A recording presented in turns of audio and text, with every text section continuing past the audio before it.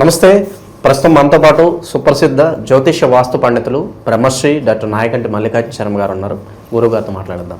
నమస్కారం గురుగారు. నమస్కారం అండి. గురుగారు, 2026 విశేషంగా మీనరాశి వాళ్ళకి ఓవరాల్ సంవత్సరం అంతా ఎలా ఉండబోతుంది, ఎటువంటి జాగ్రత్తలు వీలు తీసుకుంటే బాగుంటుందంట?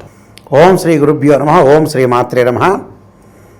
ప్రధానంగా మీనరాశి అధిపతి గురువు. వీళ్ళు అనుకున్న పనులు లక్ష్యాలు నెరవేర్చే వరకు ఓపికతో ప్రవర్తన చేయటం, ఓపికగా సాధించుకోవాలనే ఉద్దేశంతో ఉంటారు. విద్యావంతులు, పండితులు సహజంగా వీళ్ళు చదువుకుంటే ఖచ్చితంగా విద్య వస్తుంది. లౌకిక జ్ఞాన పరులు వీళ్ళు లౌకికంగా ఉంటారు జీవితంలో. ఒక్కొక్కప్పుడు కోపం అనేది ఉద్రిక్తంగా వస్తుంటుంది, ఒక్కొక్కప్పుడు శాంతంగా ఉంటుంది. భోళా మనుషులని చెప్పుకోవచ్చు. అంటే భోళా మనుషులుగా ఉంటారు. అంటే ఓపెన్ హార్ట్గా మాట్లాడే అవకాశాలు ఎక్కువ ఉంటాయి. అలానే వివాహ శుభ కార్యక్రమాల్లో తక్కువగా పాల్గొంటారు.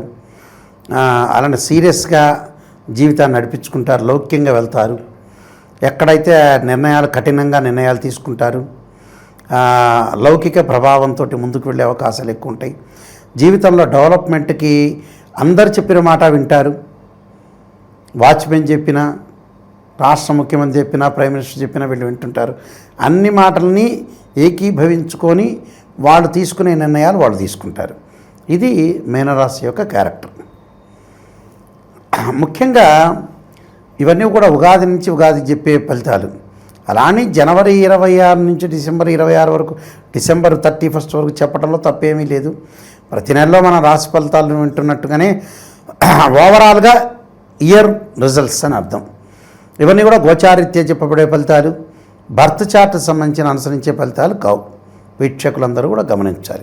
ఇది సూచన, హెచ్చరిక కూడా. అంటే చాలామంది కూడా అనుకుంటారు, ఎందుకంటే ఎంత కృషి చేసినా కూడా ఆవగిందంత అదృష్టం ఉండాలి. ఆ అదృష్టమే గోచారం, నిమిషంలో మారిపోవటం. దానికి ఉదాహరణ ఏంటంటే, అక్కినే నాగేశ్వరరావు రైల్వే స్టేషన్లో ఉండగా ఘంటసాల బలరామయ్య ట్రైన్లో కూర్చుంటాడు. అక్కినే నాగేశ్వరరావు చిన్నపిల్లగాడు ఇలాగా చూస్తూ ఉంటాడు. చూడంగానే ఈ అబ్బాయి క్యారెక్టర్ సరిపోతాడు అనుకొని తీసుకొచ్చి ట్రైన్లో కూర్చోబెడతాడు. ఆయన ఏ పేపర్ చదువుతున్నా, ఏ వాష్రూమ్లోకి వెళ్ళినా, తల గీక్కుంటున్నా, ఇటు పక్కన ఎవరితోనా మాట్లాడుతున్నా కూడా నా అదృష్టం అనేది ఉండేది కాదేమోనని సుప్రసిద్ధ నటులు డాక్టర్ అక్కినే నాగేశ్వరరావు గారు చెప్తుంటారు. అలానే అదృష్టం అనేది ఆవగిందంతా. ఎప్పుడైనా అదృష్టం కలిసి రావచ్చు. ఆ అదృష్టం కలిసి వచ్చేది గోచారం.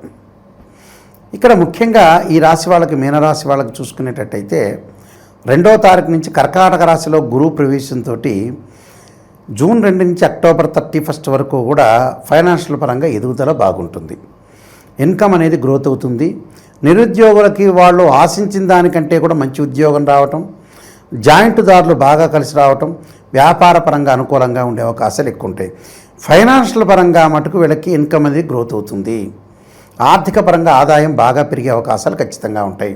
అంటే ఫైనాన్షియల్ మ్యాటర్ సంబంధించిన విషయాల్లో చాలా అద్భుతమైన రిజల్ట్స్ వచ్చే అవకాశాలు ఎక్కువగా ఉంటాయి.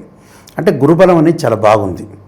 తర్వాత సింహరాశిలోకి ప్రవేశించినా కూడా వీళ్ళకి అనుకూలమైన ఫలితాలు ఎక్కువ వచ్చే అవకాశాలు ఉంటాయి. ఎందుకంటే రాష్ట్రాధిపతి పంచమ స్థానంలో ఉండటం వల్ల మంచి లాభాలు కలుగుతాయి. అక్టోబర్ 31 నుంచి ఆ డబ్బులు వచ్చిందని ఖర్చు పెడతారు. అది అంటే జూన్ 2 నుంచి సంపాదిస్తారు అక్టోబర్ 31 వరకు. తర్వాత 31 తర్వాత ఈ డబ్బులు వచ్చినవి లగ్జరీగా ఖర్చు చేసే అవకాశాలు ఉంటాయి. అంటే మీన రాశి వాళ్ళు సహజంగా లగ్జరీగా ఉండాలని ఆలోచన చేస్తారు. లగ్జరీగా ఉండాలి, డెవలప్మెంట్ చెందాలి, అందరిలో నేను ఉండాలి. ఆ మోడల్లో ఉన్న వ్యక్తులు మీన రాశి వాళ్ళు. అంటే 10 మందిలో 6 కాకపోవచ్చు. మన వీక్షకులు ఎంబటే నోట్ చేసుకుంటారు ఈ పాయింట్. నోట్ చేసుకుంటే గురువుగారు ఇలా కాదండి మేము పిచ్చినారితనంగా ఉన్నా అనే వ్యక్తులు కూడా ఉన్నారు. మీన రాశిలో వ్యసనపరులు ఉన్నారు, వ్యసనం లేని వాళ్ళు ఉన్నారు. ఇందులో క్యారెక్టర్ గుడ్ ఉన్న వాళ్ళు ఉన్నారు, వ్యసనపరులు ఉన్నారు. కొంతమంది ఎక్కువ % స్త్రీలోలుడు అనేవాళ్ళు ఉన్నారు. ఉమనైజేషన్ మనుషులు ఉండేవాళ్ళు కూడా ఉన్నారు. ఇందులో తప్పేం లేదు. అయితే ఏంటంటే ఇక్కడ ఈ గురుబలం అనేది చాలా అద్భుతంగా ఉంటుంది. ఆర్థిక పరంగా నూతన ఉద్యోగ ప్రయత్నాలు, జాయింట్ వ్యాపారాలు, విద్యార్థులు అనుకూలమైన కాలం, స్త్రీలకు ఉన్నతమైన అభిప్రాయాలు కలిగి డెవలప్మెంట్ కావాలని ఆశిస్తూ ఉంటారు. ఒక డిజైర్ వాళ్ళ యొక్క కోరిక. లైఫ్ను కూడా ఎన్హాన్స్ చేసుకునే అవకాశాలు ఎక్కువగా ఉంటాయి. మరి మిగతా గ్రహాల యొక్క ప్రభావాన్ని చూస్తే శని వక్రగతిలో పొందుతాడు. జూలై 25 దగ్గర నుంచి డిసెంబర్ 10 వరకు కూడా రమారమి 140 రోజుల పాటు శని వక్రగతిలో పొందటం వల్ల మీనరాశి వాళ్ళకి లాభమే. అంటే ఆరోగ్యం అనేది కొంత కుదుటపడుతుంది అని అర్థం. ఆరోగ్యము దీర్ఘకాలిక వ్యాధులు ఉన్న వాళ్ళు కూడా కొంత అనుకూలంగా ఉంటారు. ఎలాంటి ప్రాబ్లమ్స్ లేకుండా ముందుకు వెళ్ళే అవకాశాలు ఎక్కువ ఉంటాయి. అంటే ఫైనాన్షియల్ డెవలప్మెంటే కాకుండా ఆరోగ్యం అనేది కొంత కుదుటపడే అవకాశాలు ఉంటాయి. పనులు కూడా తొందరగా జరిగే అవకాశాలు ఉంటాయి. వివాహ ప్రయత్నాలు సఫలీకృతం కావటం, శుభ కార్యక్రమాల నిర్వహణ, అలానే కొన్ని ప్రత్యేకమైన వస్తువులు కూడా కొనుగోలు చేయటం జరిగే అవకాశాలు ఎక్కువ ఉంటాయి. మరి రాహు యొక్క ప్రభావాన్ని చూసుకునేటట్టయితే మనకి డిసెంబర్ 6 వరకు కూడా రాహు కుంభరాశిలో సంచారం, డిసెంబర్ 6 తర్వాత నుంచి 7వ తారీఖు నుంచి మకర రాశిలో రాహు యొక్క సంచారం వల్ల మీనరాశి వాళ్ళకి ఎక్కువ లాభం ఉంటుంది. అంటే డిసెంబర్ 7 తర్వాత విదేశాలకు వెళ్ళటం ఒకటి, పెట్టుబడులు, అక్కడ ఫారిన్ కంట్రీస్లో వ్యాపార రీత్యా అనుకూలంగా ఉండే అవకాశాలు ఎక్కువ ఉంటాయి. అంటే సినిమా రంగం వాళ్ళకి కానీ, కళాకార రంగం వాళ్ళకి కానీ, మెడికల్ ల్యాబొరేటరీస్ వాళ్ళకి కానీ, అలాంటి రియల్ ఎస్టేట్ కానీ, కన్స్ట్రక్షన్ వాళ్ళకి కానీ అందరికీ కూడా డిసెంబర్ 6వ తారీఖు తర్వాత ఇంకెక్కువ బాగుంటుంది. ఇప్పుడు బాగుంది గురుబలం వల్ల, నెక్స్ట్ అందుకునేవాడు రాహు వల్ల కూడా టోటల్గా బాగుంటుంది. అంటే ఫైనాన్షియల్ పరంగా టోటల్ ఇన్కమ్ బాగుంటుంది. అంటే దాదాపు 85% బాగుంటుంది అని అర్థం.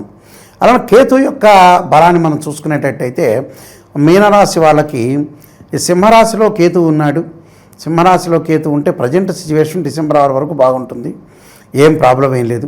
ఫైనాన్షియల్ గ్రోత్, తీర్థయాత్రలు, పుణ్యక్షేత్రాలు, కోర్టు సమస్యల పరిష్కారం కావటం, అన్నదమ్ముల మధ్యలో మ్యూచువల్ అండర్స్టాండింగు, అలానే ఉన్నతమైన పదవులు పొందే అవకాశాలు ఎక్కువగా ఉంటాయి. డిసెంబర్ 7 నుంచి పంచమ స్థానంలో రావటం వల్ల స్థానచలనం జరగటం ఒకటి, ప్రమాదాలు, కొంత యాక్సిడెంట్ జరిగే అవకాశాలు ఎక్కువగా ఉండటం, ప్రమాద సూచనలు, అగ్నికి సంబంధించిన ప్రమాదాలు, నీటికి సంబంధించిన ప్రమాదాలు, యాక్సిడెంట్ జరిగే అవకాశాలు ఎక్కువ ఉంటాయి. డిసెంబర్ 6 నుంచి తర్వాత డిసెంబర్ 7 నుంచి కొంత జాగ్రత్త ఉండాలి. అంటే ప్రమాదాలు జరగకుండా చూసుకోవాలి. ప్రమాదాల విషయంలో కొంత జాగ్రత్తగా ఉంటే మిగతావన్నీ టోటల్గా ఎవ్రీథింగ్ విల్ బీ ఓకే అని చెప్పుకోవచ్చు. మిగతా గ్రహాలను కూడా చూస్తే టోటల్గా వీళ్ళకి ఆర్థిక పరంగా అనుకూలంగా ఉంటుంది. గౌరవ మర్యాదలు బాగా పెరుగుతాయి. ఫైనాన్షియల్ డెవలప్మెంట్ బాగుంటుంది. రెస్పెక్ట్ అనేది బాగా పెరుగుతుంది. టోటల్ ఆల్ ప్లానెట్స్ని అనాలిసిస్ చేస్తే టోటల్గా ఎవ్రీథింగ్ విల్ బీ ఓకే అని చెప్పుకోవచ్చు.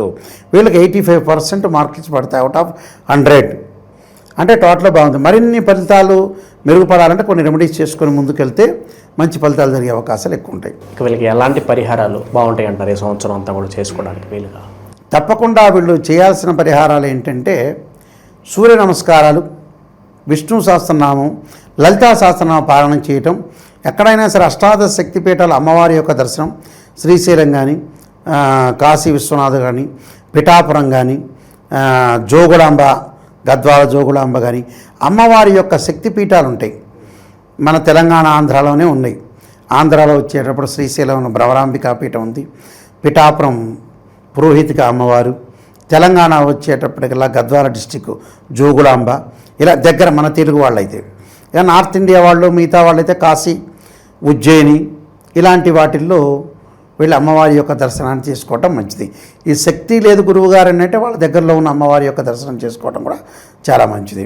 అమ్మవారి యొక్క ఆరాధన మహాకాళి, మహాలక్ష్మి, మహాసరస్వతి ఆ యొక్క ఆరాధన చేయటం, శుక్రవారం అమ్మవారికి నైవేద్యం పెట్టడం, ఏదైనా గుళ్ళో వెళ్ళి ప్రధాన అర్చకులకు ఇస్తే అమ్మవారి యొక్క ఆరాధన చేస్తారు. నైవేద్యాన్ని పెట్టి ఆ నైవేద్యాన్ని వితరణ చేయటం కూడా చాలా మంచి జరిగే అవకాశం ఉంటుంది. వీరైతే అమ్మవారి దేవి నవరాత్రులు వస్తాయి కదా, అమ్మవారికి చీర, స్త్రీలు, అలానే గాజులు, కుంకుమ బొట్టు ఇలాంటివన్నీ కూడా ఇవ్వటం మంచిది. ఇలాంటి వల్ల కూడా మంచి జరిగే అవకాశాలు ఖచ్చితంగా ఉంటాయి.